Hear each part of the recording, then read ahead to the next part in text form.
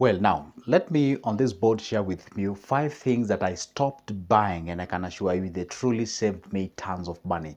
And guess what? You can go ahead and borrow this and you can incorporate into your life, or should we say, contextualize it, and can actually save you a lot of money. Because people tend to ask themselves, what exactly can I do? Where should I price so that at least I can save something? Guess what? This is Good Joseph speaking. If you're watching me for the first time, go ahead and hit that like button.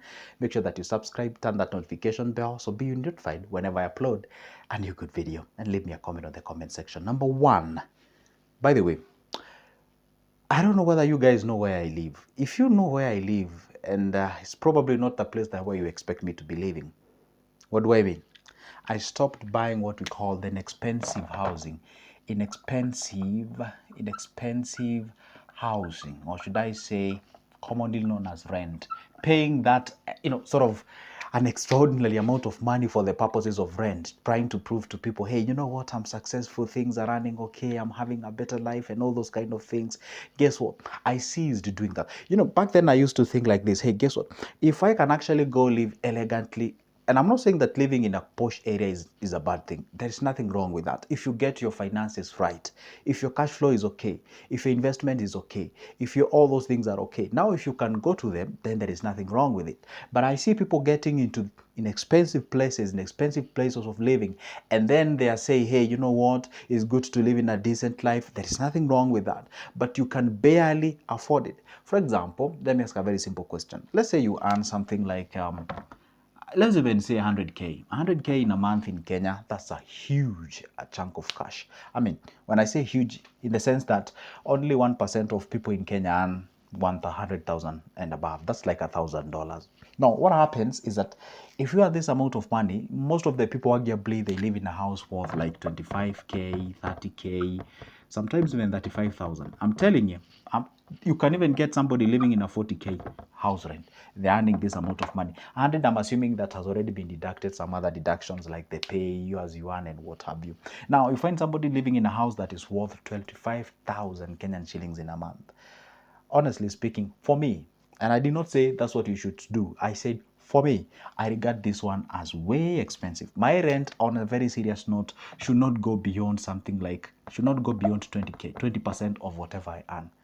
And when you see somebody paying 30% of whatever you earn, or sometimes even over 30% of what you earn as your salary towards the housing, towards the rent, that can actually be detrimental. So one thing that I ceased buying with my money is living in an expensive place to prove a point, to prove people I'm successful and what have you. When you're, flossing, when you're paying that big rent, or rather that rent, and I'm telling you, there's something called the delayed gratification. Just live somewhere quite decent, okay? I'm not telling you to go live in shanty places.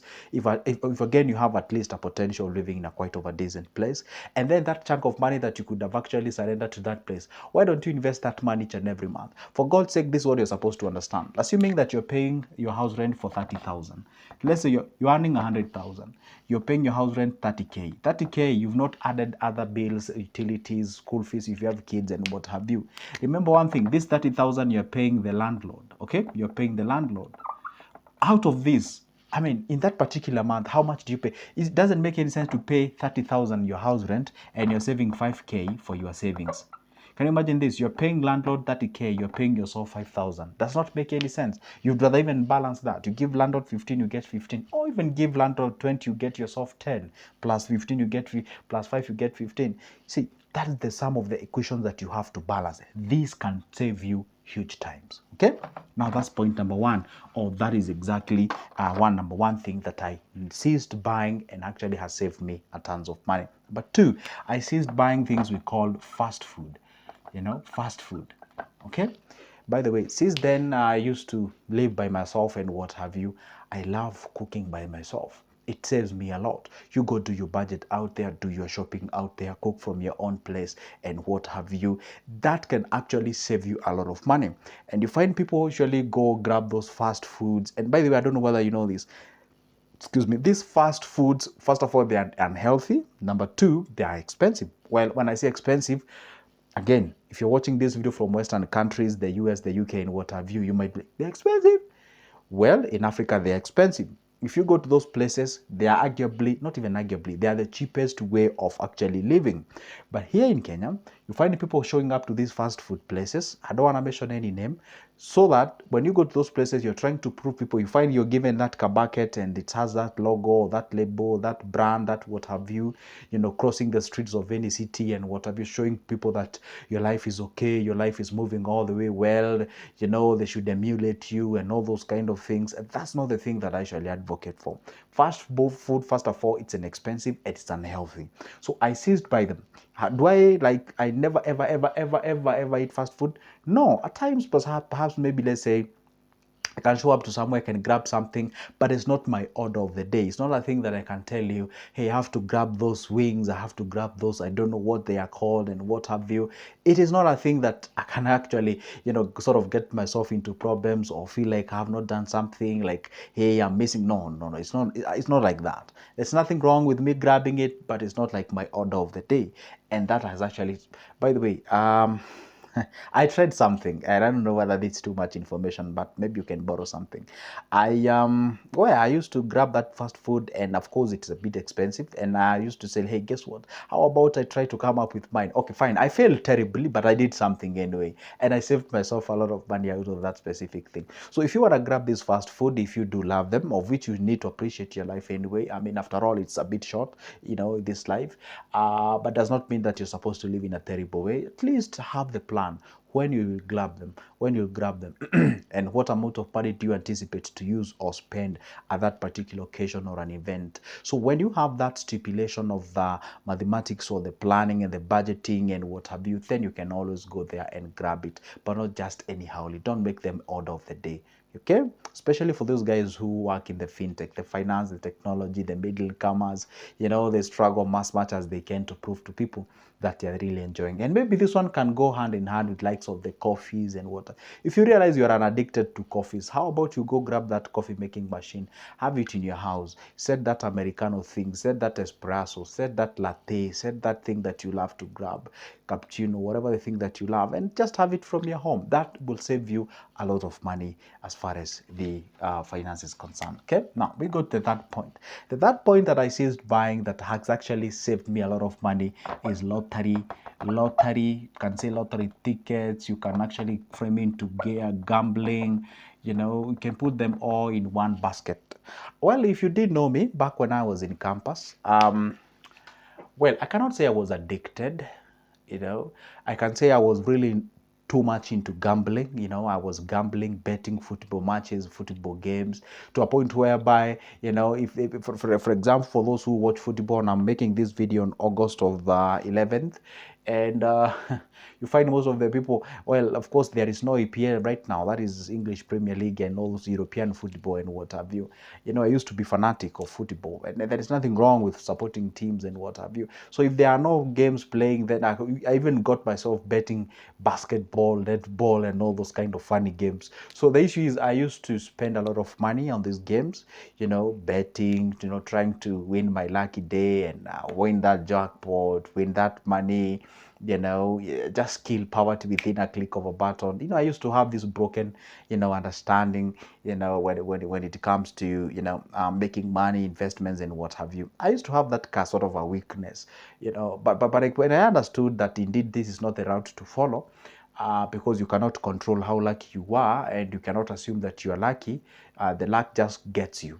So my sis doing those things, and I channeled the money towards that as quite of a substantive thing. That's how I got myself into shares, into MMFs, into other substantive. Yeah, they delay, they take time before you make money, but indeed it ensures what you call the capital preservation. So I actually saved a lot of money when it comes to these, lottery. And up to date, if I show you the DMs that I do get on my phone, guys telling me, what, Joseph, I'm addicted to gambling, I'm addicted to, betting and what have you.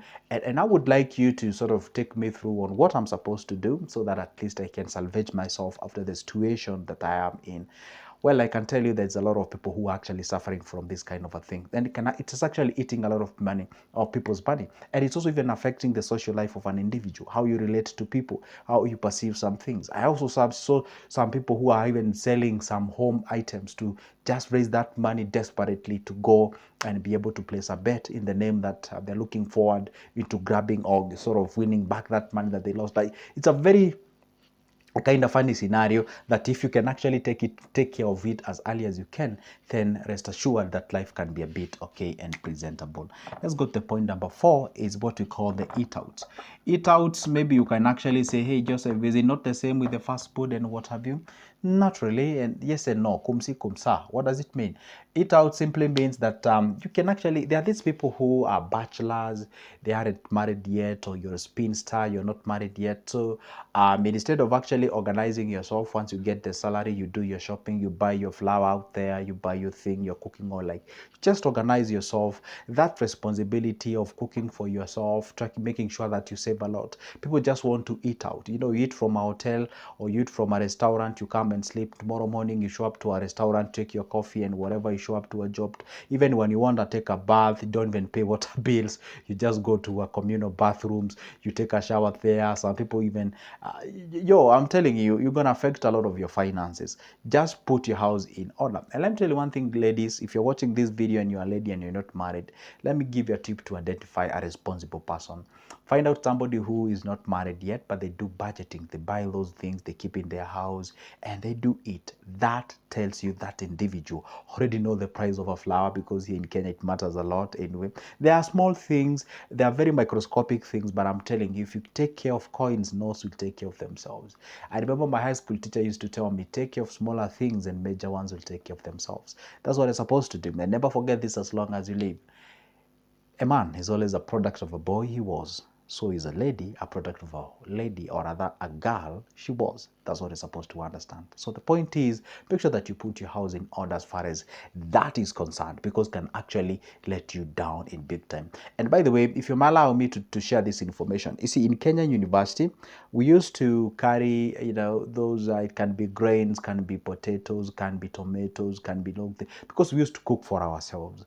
And I remember we used to really plan ourselves. We even used to behave as if we had, what we call, as if we were parents. We know this cooking oil should go for 2 weeks, for 3 weeks. We organize ourselves. You even knew where you can actually grab something at a cheaper price, at an affordable price, and all those kind of. I tend to think like that environment ought to have given you, survival mechanism. I bet that's why it's called university. To make you a universal being, a flexible individual who can survive a different thing. Teach you this issue of, planning yourself, organizing yourself, management, using things pairingly, not just leaving your light just anyhowly, because the next minute, the light is out, you have to buy it, you don't have the money, and all those kind of things. You don't want to call home like each and every time. Like, it's all about those small tips that you need to organize yourself so that they can be able to propagate yourself to the next level. Allow me to introduce the last point, but not the least, obviously. It is about friendship. I ceased buying friendship, and this saved me money. And I know you're like, what? Used to buy friendship? Absolutely. And most of the people are buying friendship, including you, who is actually shocked by me introducing this part of friendship. What does it mean, buying friendship? I've talked about this like a million times. Allow me to repeat it for 1,000,001 time, okay? There's something called fit in expenses.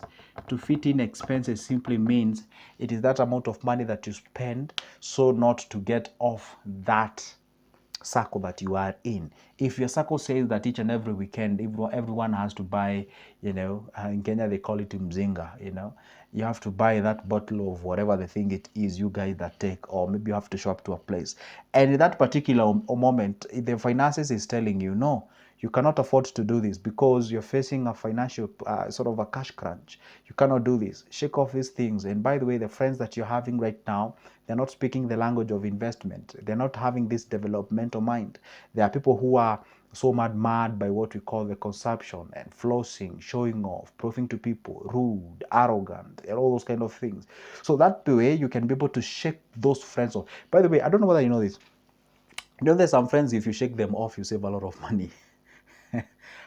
I have to repeat this once again. Do you know there's some friends who, if you shake them off, you save a lot of money?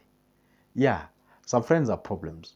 Yeah, you just shake them off, you realize, boom, there is an extra 2K shows up each and every month. Boom, there is another 5K showing up each every month. So you can channel that money towards investment. So this friendship thing, you people, you misuse it. It is taken too far, can actually get yourself into debts and problems and what have you. You can also have some people who complains as you do. And when you guys complain, then you tend to think, oh, it's not even me alone. Okay, I think this is the norm. Then you'll never ever get off your comfort. Let me just add you the last thing anyway, just as a bonus.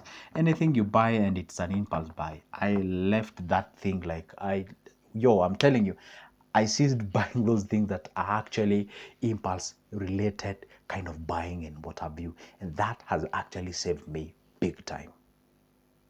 Thank you. That's the end of my video. By the way, don't forget, if you'd like to get my services, my number is always on the description of this specific video. So grab it, shoot me a call, let's have a discussion. And by the way, if you would like as well to have a discussion with me or have my booklet, the same number works. For now, it's a goodbye and see you the next time.